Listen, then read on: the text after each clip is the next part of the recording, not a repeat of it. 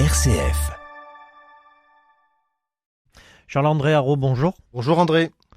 Alors, la dernière fois, on s'est quitté sur une petite question en suspens, on va dire, sur la monnaie attitude.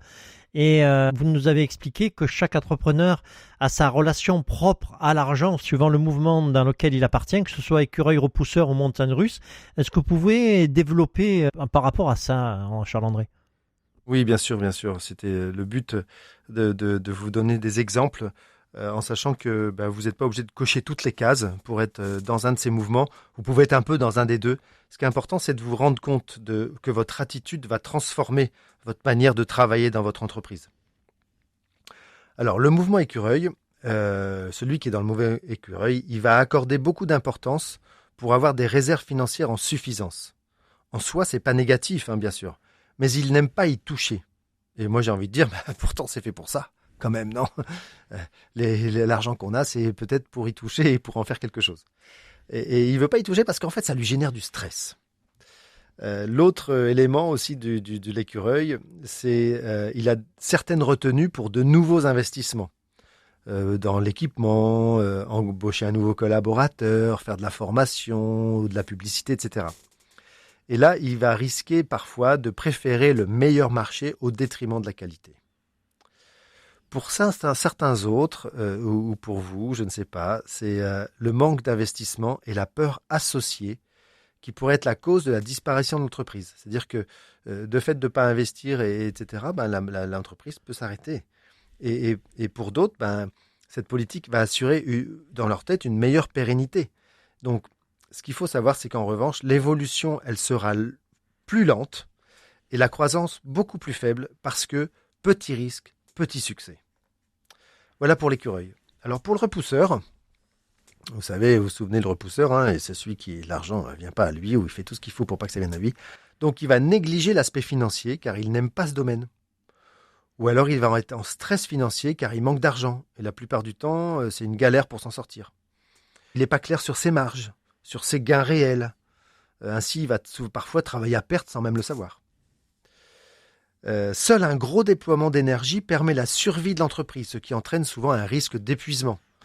C'était un peu mon cas, moi. Il va négliger les aides financières potentielles en ne faisant pas des démarches pour les obtenir. Ça, c'est souvent, ça arrive souvent, j'en connais plein qui pourraient avoir de l'argent et des aides, mais qui n'y vont pas parce que ils sont repousseurs. Il va avoir une grande facilité à faire du gratuit ou alors des gros rabais, particulièrement avec des proches, mais pas seulement. Il va éviter les discussions financières, évidemment, car il y a toujours quelque chose de plus important à faire. Le troisième mouvement, donc montagne russe, alors lui, il va évoluer avec des périodes d'économie et des moments où il n'y a plus rien. Il va être sujet à faire des mauvais investissements. Il va acheter n'importe quoi, du matériel trop cher par rapport à son utilité, ou il va se lancer dans des investissements complètement abracadabrants ou pas nécessaires. Il peut aussi perdre de l'argent en faisant des choix de mauvais collaborateurs, où il va s'en séparer avec des coûts très chers, où il va payer des personnes pour peu de résultats.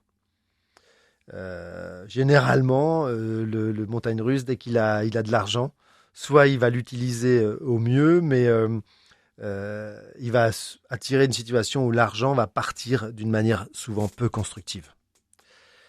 Donc, ce que je veux dire, c'est quel que soit le mouvement dans lequel vous vous trouvez, vous êtes sujet à un plafond de verre. Alors, le plafond de verre, on en parlera plus tard dans d'autres chroniques, mais c'est très important de déjà prendre conscience, est-ce que vous êtes dans ces trois dimensions, dans ces trois mouvements, et donc ça va vous permettre de commencer à réfléchir en se disant « Ah ouais, moi je fais ça, ou moi je suis comme ci, ou moi je suis comme ça ». Et donc de ce fait-là, c'est le début de la prise de conscience qui va vous permettre de transformer votre relation à l'argent. Et Charles-André, est-ce que vous pouvez nous donner un conseil afin qu'on puisse réussir dans l'entrepreneuriat ? Alors oui, c'est un conseil que je vais appeler global, qui va peut-être paraître un peu bateau, mais pour moi qui est primordial. C'est la base en fait. C'est tout part de là. C'est la qualité de la relation. Et je vous pose la question, André, je vous pose la question aux auditeurs. Quelle importance apportez-vous à la qualité de la relation ? Que ce soit avec vos salariés, que ce soit avec vos collaborateurs, vos clients, vos associés, vos fournisseurs, votre banquier, votre comptable. Quelle est l'importance que vous apportez à cette relation ? Trop souvent, j'ai remarqué, par manque de temps ou carrément d'inconscience, hein, on le néglige complètement. Ou alors, j'entends des fois, oh bah ils sont payés pour ça quand même. Bah, bien sûr qu'ils sont payés pour ça, c'est pas un problème. Pourtant, c'est pas pour ça qu'il n'est pas nécessaire de travailler cette relation, de l'apprécier, d'apprécier ses collaborateurs, d'apprécier ses clients, d'apprécier le travail qui a été effectué. C'est pas la peine on n'a pas besoin d'être copain avec tout le monde, hein, bien sûr.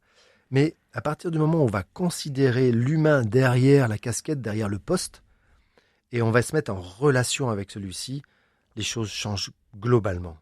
Et donc, je vous invite vraiment à vous poser cette question et à regarder ça un peu plus près.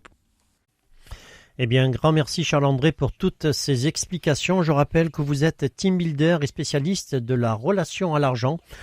Pour en savoir plus sur votre activité et sur les ateliers que vous organisez, eh bien, on peut consulter la page LinkedIn Charles-André Haro ou bien le site internet atelierdeCharlie.fr. On peut également consulter votre page Facebook Atelier de Charlie. Et puis pour vous contacter, eh bien, on peut vous écrire au mail suivant atelierdeCharlie@gmail.com. Merci Charles-André et puis à très bientôt pour une nouvelle chronique. Au revoir. Merci beaucoup André, à bientôt. Au revoir.